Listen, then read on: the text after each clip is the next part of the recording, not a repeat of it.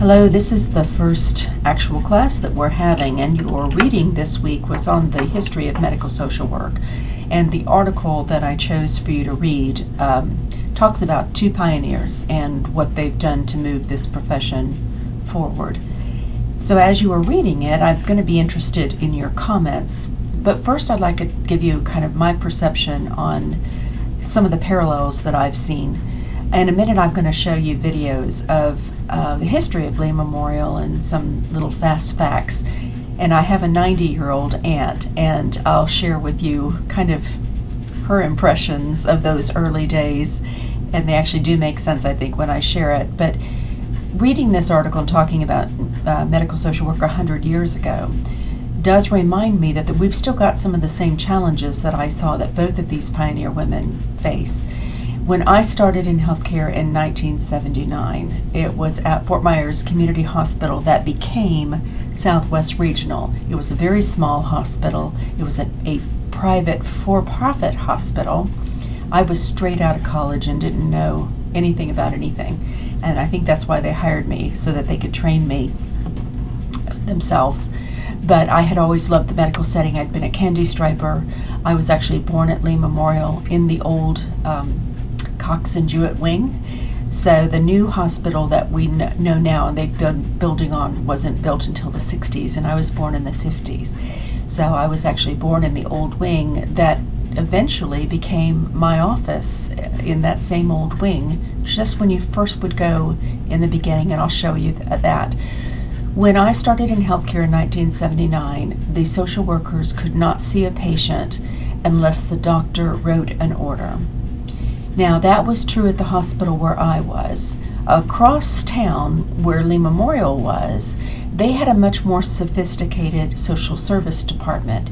It was run by Marty Starr, and this is the 70s, and Marty did not have a college degree, but she had been grandfathered in and been doing it so long, and that was not unusual in small hospitals across the nation where the social service department weren't degreed. Now that's in contrast to what you read in the article, but the bigger cities, I think, were more sophisticated. The smaller you were and where you didn't have universities, the harder it was to find personnel. So it wasn't unusual for social service departments to have non-degreed people. And there were several non-degreed people at Lee Memorial as well, but the rest of them pretty much were degreed. At Fort Myers Community Hospital, I was hired by the department head at the time who had a degree in education. She'd been a school teacher. So my degree was in sociology. It was a little closer, but I had no practice experience at all. It was not a bachelor's in social work. It was not an applied degree. It was a theoretical degree like psychology. And so I had to learn everything from scratch. All through my career, the profession's gotten more and more sophisticated, and it wasn't long. I'd probably been practicing about 15 years, maybe 10 years even, after I started practicing, where it was more and more where we were moving toward master's degrees, not just bachelor's degrees, but master's degrees.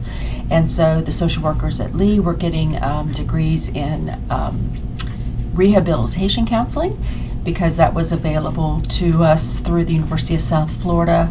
I held out until I could get a master in social work. Some went to Barry and got degrees, so they do their first year at the Fort Myers office of Barry and then have to travel to Miami for their final year. And there's a lot of social workers out there who have that degree. So it's gotten more and more sophisticated to where now it's pretty much nationwide becoming more of a master's in social work degree, period. And so I think that's a significant change that's going on. So let me show you some of the early videos of Fort Myers and Lee Memorial in the early days. And I'm going to, through this course of this semester, I'm going to go to different locations and highlight different healthcare facilities. I chose Lee Memorial to do first because they are the oldest in the region. At the time, Naples was part of Lee County / Monroe County. It was all mixed in. So Lee Memorial was the oldest and is the oldest healthcare institution in the region. So I'll show you some of that video in just a minute, and then we're going to come back and talk about what I want you to do for your discussion this week. So for this week, we are talking about the history of medical social work. So I thought I'd go ahead and start with a video about the history of hospitals in Lee County. I'm right now at the corner of Victoria and Grand in downtown Fort Myers. It's just off of Cleveland Avenue, and I know the history generally was that the first hospital was built right on the corner. Now, whether it was this corner of Victoria and Grand or whether or not it's where the sheriff's substation is, Lee County Sheriff's Substation, I'm not sure. But if you can see in reference, just up, the main drag was Cleveland Avenue, Tamiami Trail in the 20s, but at the time the hospital was built, it was just Cleveland Avenue. It would not have been called the Tamiami Trail. That wasn't until they built the road that went down from Tampa to Miami. So that was in the 20s. So that shows you a little bit of how far it was. It was a four-room structure, and the nurses, there were 4 nurses, and they lived actually next door on the premises. And the other hospital wasn't built until the 1940s. So let's take a look at the other hospital, and I'll give you a little bit of a history behind that.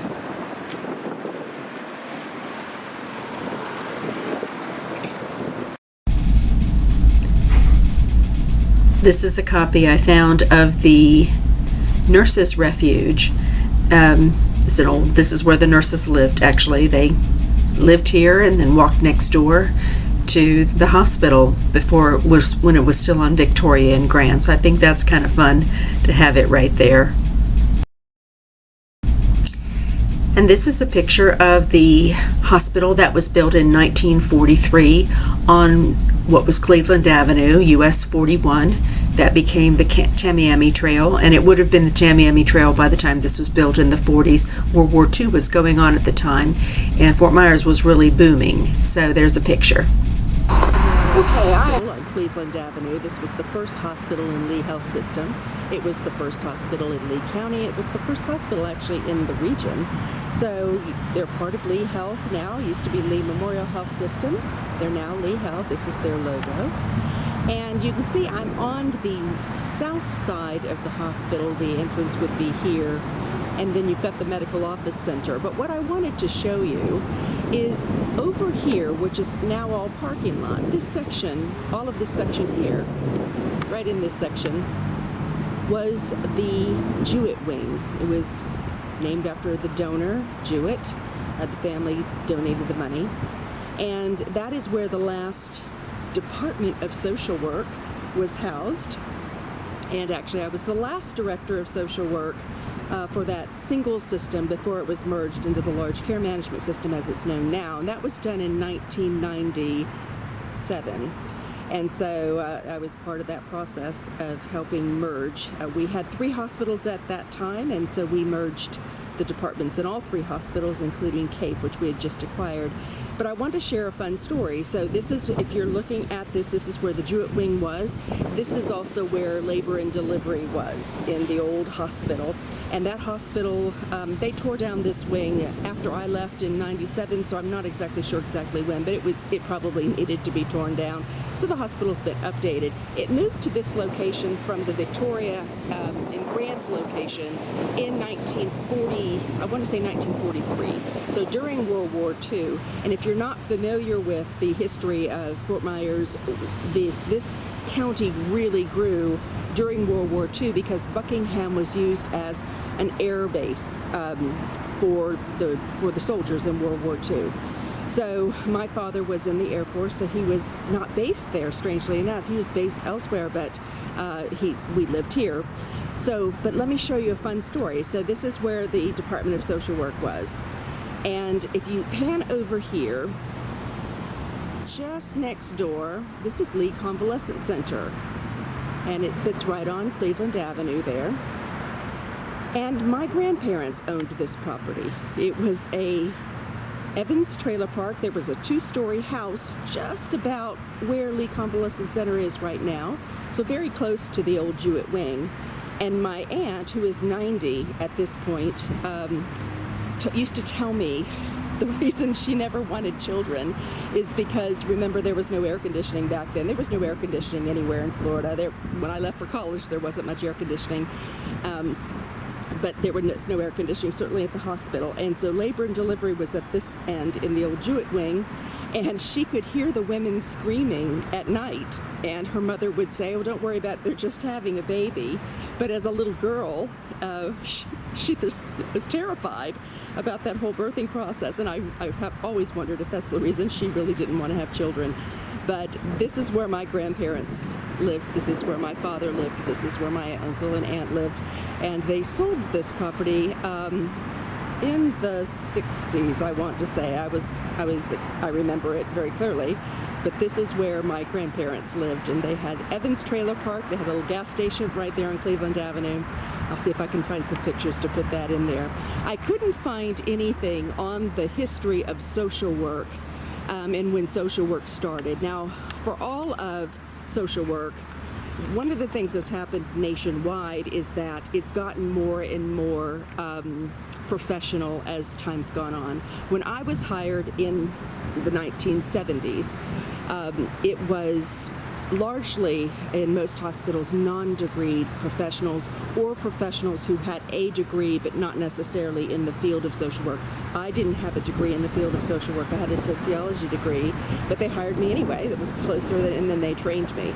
So this medical social work certificate that we're talking about doing and the professionalizing of the field is, if you remember your readings this week, is really exciting because it shows how sophisticated the field's become. I'm getting rained on right now, so I'm going to finish up this video at the computer, and I'll see you in a minute.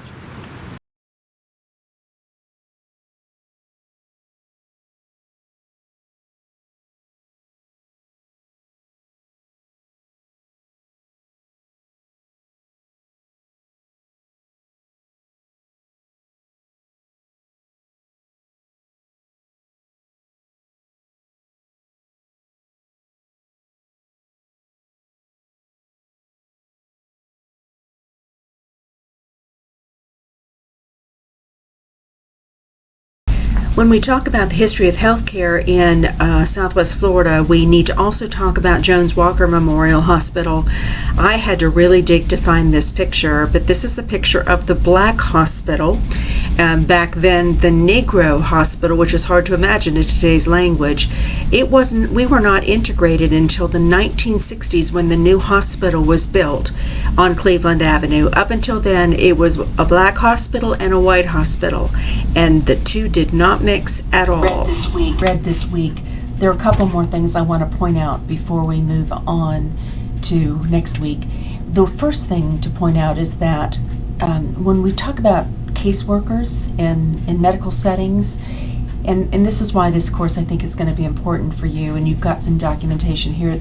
The initial caseworkers in hospital settings, and for 100 years later, were social workers. It started in the early 1900s, came out of the casework model, and I think this article does a very good job of giving you language if you're negotiating what a caseworker is. But we've been caseworkers in hospitals for over 100 years, and I think that's an important legacy to have for you to bolster any discussions that you have. I think it's also important that this article talks about the challenges that the early pioneers faced, because a lot of them we're still facing now. The voice of social work in a medical setting, the importance of looking at a whole system of a person rather than just whatever their illness is, still very much in play today. The author talks about the challenges of the other disciplines not knowing what a social worker does, which I know is still in play today. So these are all things that you face in medical social work, and we're often the only one. There may be 2 or 3 nurses, there may be several physicians, but there's usually only one social worker on a floor and involved in a case, and so that makes it more important for us to be able to know who we are and what our role is. And I think also defaulting back to what you were hired to do. The article talks about early on about accepting the medical model, and they didn't use the language of medical model, but the language that was used, and let me quote it to you, was on page 31. but it was talking about Ida Cannon, and her success was largely due to her belief that social workers should accommodate hospital mechanisms rather than being critics or reformers of medicine. And that's the medical model. And so there's a lot of social work purists who criticize our involvement in the medical model. I've never been encumbered with that mindset. I made my living in the medical model. I was almost 2 decades in the medical model. And I think there's a place for us there, but there's also a place for us to look more broadly at just the disease model and to look at strengths within the client system, things that we do just automatically without thinking about it. But these are things we have to point out. Talking about whole people, talking about this person's more than just a cardiac disease, or this person's more than just an injury. These are all things we have to say over and over again, because that's not the linear world of medicine. In medicine, A connects to B and you get this outcome. There are protocols for everything. And social work lives in nuances and shades of gray and questions between questions. That's what we do. So I think that's our role and continues to be our role, but we can't be elitist about it. We have to be able to fit in. So that's my kind of take on this. What I'd like you to do is, from this article, so there were some really good things in this article, whether you're in medical social work or not currently, I'd like you to, in the discussion board, just cite some areas that you feel like were aha moments, or where you kind of scratched your head and said, we're still doing this now. There were a lot of things that they talked about in this article that these two pioneers back 100 years ago pioneered for us. Cohen, not as far as 100 years ago, but those two pioneers did overlap, and Cohen had her own issues that she had to deal with as a minority in the United States. And if you understand your history, remember your history, during all waves of immigrants have always been mistrusted. But in the case of the Jewish issue, leading up to World War II, that was not just a European anti-Semitism. There was a lot of that in the United States, and there was a lot of that afterwards. I think there's still a lot of it that goes from ignorance that goes on. So what jumped out of this article for you that may help you in today in your language and formulating your concepts of yourself or medical social work?